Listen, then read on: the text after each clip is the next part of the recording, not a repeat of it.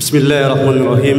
Assalamualaikum warahmatullahi wabarakatuh. Innal hamdalillah nahmaduhu wa nasta'inuhu wa nastaghfiruh wa na'udzu billahi min shururi anfusina wa min syarriati a'malina. May yahdihillahu fala mudilla lahu wa man yudlil fala hadiya lahu. Asyhadu an la ilaha illallah wahdahu la syarika lah. Asyhadu anna Muhammadan abduhu wa rasuluh. Allahumma salli wa sallim wa barik ala Muhammad wa ala ali Muhammad kama barakta ala Ibrahim wa ala ali Ibrahim fil alamin innaka Hamidum Majid. Ya ayyuhalladzina amanu kutiba alaikumus syiyam kama kutiba alal ladzina min qablikum la'allakum tattaqun. Ara'aital ladzi yukazzibu bid-din fadzalikal ladzi yad'ul yatim wa la yahuddu ala ta'amil miskin fawailul lil musallin alladzina hum an salatihim sahun alladzina hum yura'un wa yamna'una al-ma'un. Shadaqallahul azim. Jamaah salat Isya dan insyaallah tarawih yang dirahmati Allah Subhanahu wa taala. Mari senantiasa kita memanjatkan puja dan syukur kita kepada Allah Subhanahu wa taala. Dengan rahmat dan hidayah kita masih diberikan kekuatan, keselamatan, terutama iman dan takwa kita kepada Allah Subhanahu wa taala di muka bumi ini. Salawat serta salam selalu kita curahkan kepada junjungan kita Nabiullah Muhammad sallallahu alaihi wasallam.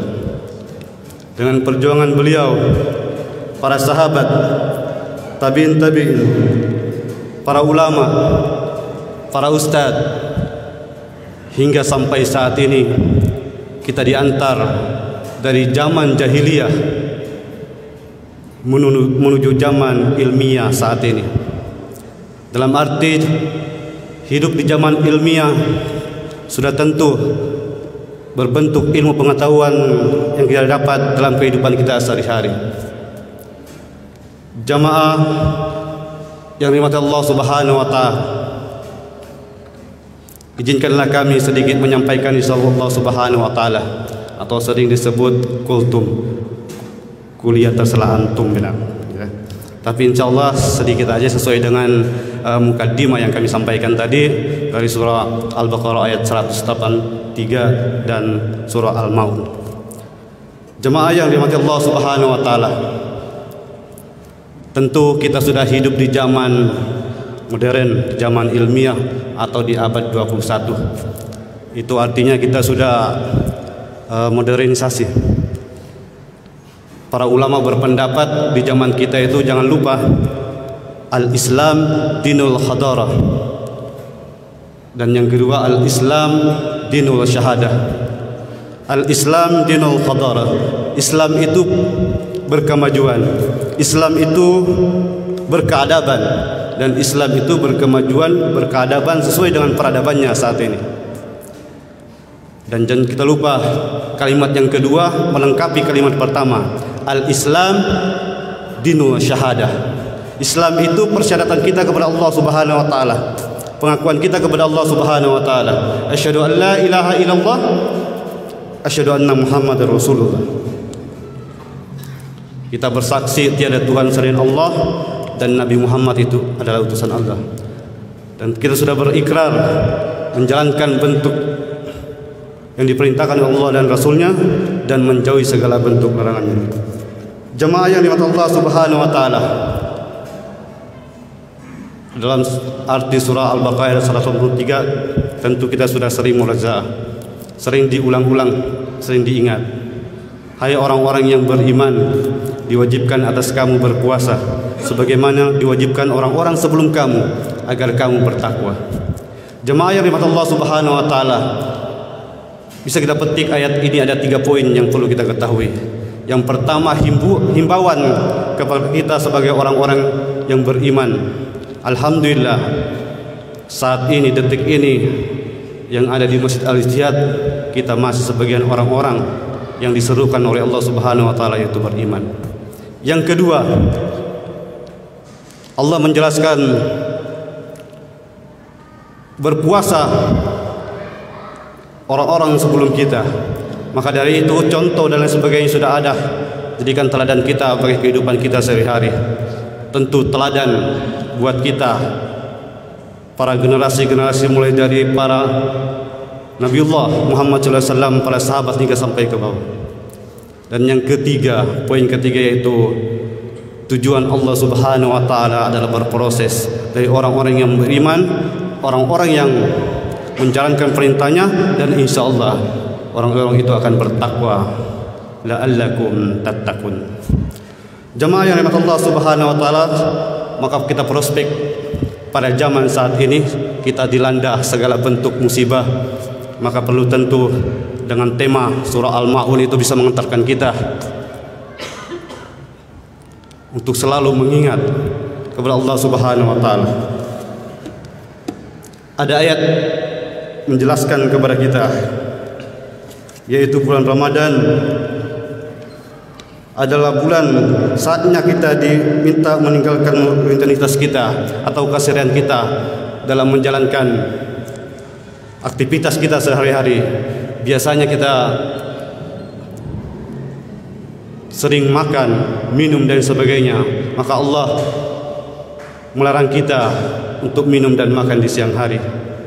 Itu artinya kita diingatkan Allah Subhanahu wa taala. Kita diciptakan oleh Allah Subhanahu wa taala. Wahai hambaku, kata Allah Subhanahu wa taala, kalian tidak semata-mata makhluk yang bersifat materi atau duniawi. Ada saatnya kalian menirukan perilaku dan karakter malaikat, di mana mereka juga tidak makan dan minum. Maka karakter kita salah satunya minum tidak makan itu adalah karakter yang ada pada malaikat. Selanjutnya, kata para ulama, ketika kita meninggalkan kebiasaan kita untuk cinta berlebihan kepada dunia atau materi, maka kita akan menaikkan martabat spiritual kepada Allah Subhanahu wa taala. Maka dari itu, dalam hadis Nabi Muhammad sallallahu alaihi wasallam menyampaikan kepada kita yang artinya, wahai hamba-hambaku, aku sakit dan engkau tidak menjengukku. Lalu kita menjawab kepada Allah Subhanahu wa taala, ya Tuhan kami, bagaimana kami menjengukmu sementara engkau adalah pencipta alam semesta. Ini hadis yang menjelaskan salah satu ayat yang ada dalam Al-Quran. Lalu Allah Subhanahu wa taala menyampaikan tindakan, lalu Allah Subhanahu wa taala menyatakan tindakan engkau, bahwa ada seorang hambaku sedang sakit dan engkau tidak menjenguknya. Kalau engkau menjenguknya, kata Allah Subhanahu wa taala, engkau akan dapat aku di sisinya, maksudnya di sisi orang yang sakit itu. Kemudian Allah melanjutkan, aku haus, aku lapar, aku tidak berbusana atau aku miskin. Aku minta minum, aku minta makan, dan aku minta busana, dan kalian tidak memberiku.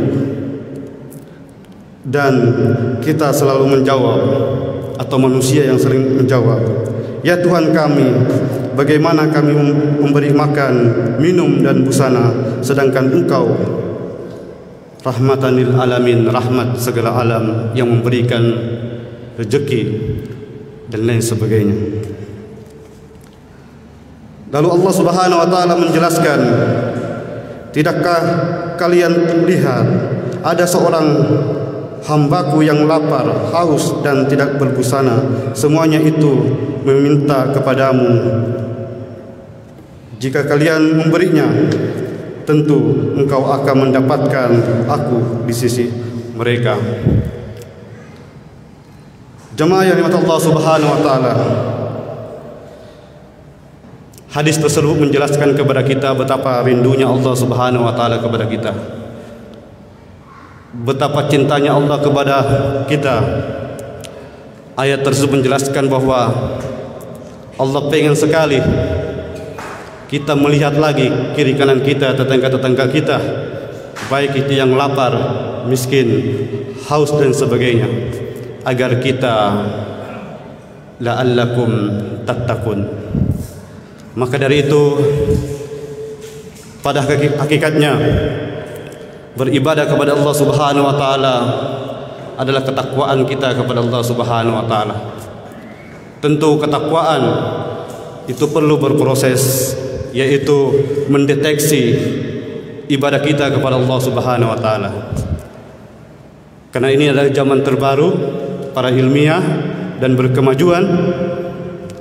Mungkin dulu pakai kompas, sekarang sudah pakai GPS, Global Position System.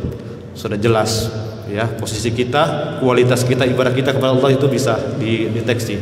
Dan yang terbaru ada radar, radio detection and ranging, alat navigasi yang mendeteksi kita, sama dengan ibadah kita kepada Allah Subhanahu wa taala. Kita bisa mendeteksi dari segi mana kita memperbaiki kualitas ketakwaan kita kepada Allah Subhanahu wa taala. Jemaah yang dirahmati Allah Subhanahu wa taala, mungkin itu yang dapat kami sampaikan. Mohon maaf jika ada kekurangan dan hilaf.